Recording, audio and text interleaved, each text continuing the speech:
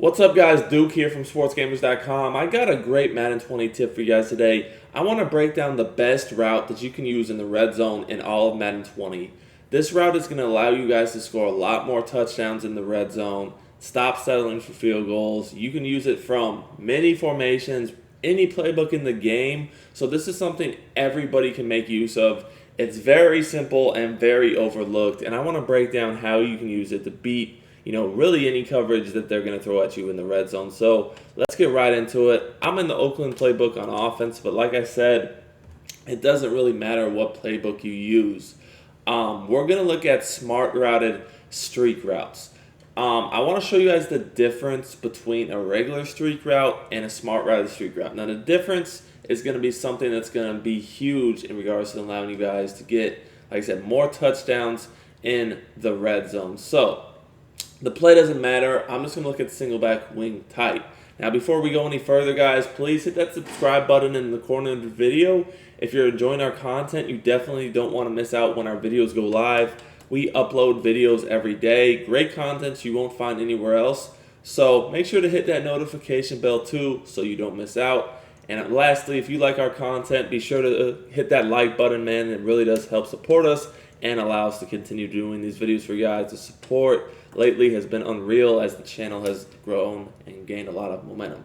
So like I said, the play really doesn't matter. There are certain things I like to do with this to make it even better. But, I want to look at it, the smart routed streak route, and we're going to look at cover 2 first. So attacking cover 2 and cover 4 is essentially going to be the same. I'm going to want to have specific things to make this work the best. Now, you can do this from many formation and plays. I will say I like to do it with tight ends the best. So a formation with multiple tight ends and tight is nice, like wing tight. And you guys can see we just streak our tight end and then we smart route them. And you can see that when you smart route them, they have that arrow at the end of the route that you don't normally have. And the smart route, that's the RB button on Xbox, and for PlayStation, that is R1. Now, this is very important, guys. When you smart route these streaks, they react differently, really, period. But in the red zone, they do as well. So I want you guys to take note of this. Now, first, let's look against cover 2.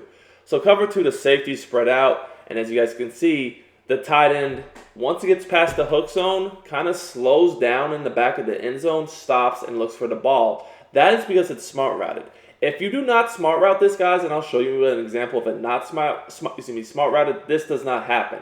So you don't even need 2 of them on the route. You really only need 1 guy on the route, and I'll explain that later. But you guys can see this is a complete dot. Because we smart routed, he's able to slow down, chill in the back of the end zone, kind of stop even, look for the ball, and it's a touchdown where the defense is not going to react. Now, it's important to note that smart route is key, because if we just want to streak our tight ends without doing it, you're going to see a big difference. So here you guys can see, we have a streak. We'll just do the same setup we just did, really, so you guys can see that how it would look if we did not go ahead and smart route them. So here you can see the same setup. The only difference is I did not smart route my streaks. Now, as you guys can see, they do run in the back of the end zone, but the difference is they don't slow down. They don't kind of stop. They don't even look for the ball, and it's an incomplete pass. So that's why this is such a big difference, and we're going to start breaking it down against the other coverages, and we're going to show you guys other routes we like to use to complement this in case they try to user it or whatnot. One other quick tip I will tell you about this is if you have a tight end or whoever with streak specialist, it's going to be even better. Obviously, I have the Falcons here with random guys. I don't have streak specialist, and it's doing just fine. So once again, you guys can see that I smart routed it, and it was an easy dot for the touchdown. Now, if we are going up against cover 4, essentially the same thing is going to happen. You'll see that at a certain point in the back of the end zone, your tight ends will be inside of the safeties, and that's why you want to do it to inside tight ends preferably, and you can just lead it inside for the touchdown. Now, there's other ways you can enhance this play by using other routes, such as maybe some corner routes, some smart routed out routes, some smart routed in routes, wheel routes to the running back, wheel flats. There's other things you can do to give yourself other options, but the tight end streak is going to get open against every coverage, and it's going to be something they have to use. Or again, you guys can see here, this is cover 4. Lead that thing to the inside, it's an easy touchdown. Now, you don't need to have two tight ends on streaks that are smart routed.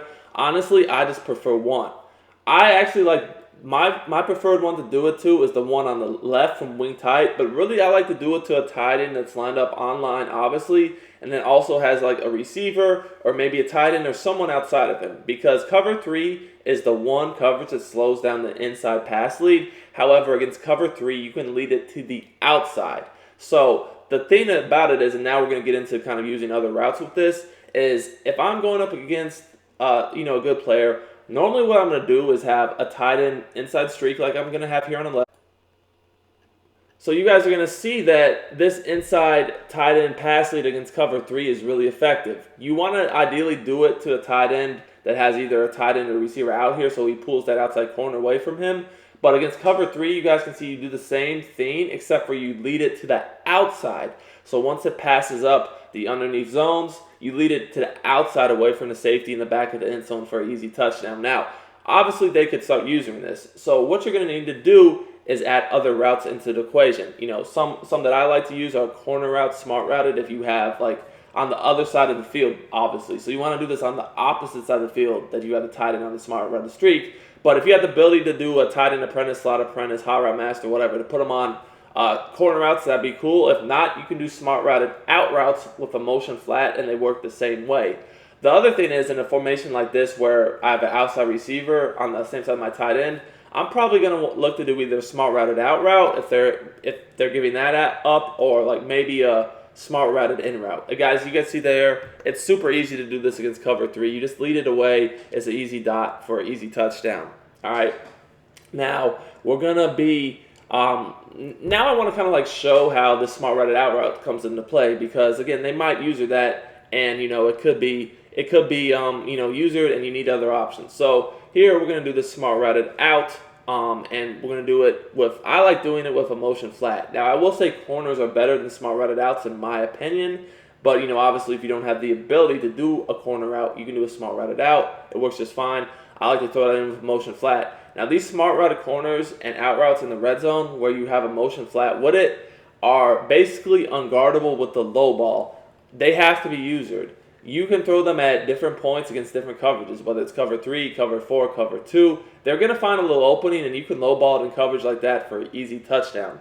Now, one thing I want to point out is quick pass and accurates do not exist in the red zone. So if you have a wheel route like this that you can motion, you could actually motion it and throw it off the snap against off coverage, anything but cover 2 basically, and it's gonna be an accurate throw, and you can possess and catch it. So that's even another thing you could do. If you really did want to. So you guys can see here, just bulleted. I probably should have waited a split second longer, so I would have been down at the goal line if not scoring, but point remains, something a lot of people don't know, no quick pass and accurates in the red zone. I did a tip on that a while back. The channel wasn't as big, so I feel it got overlooked, but just to throw that in there, yeah, you can do that.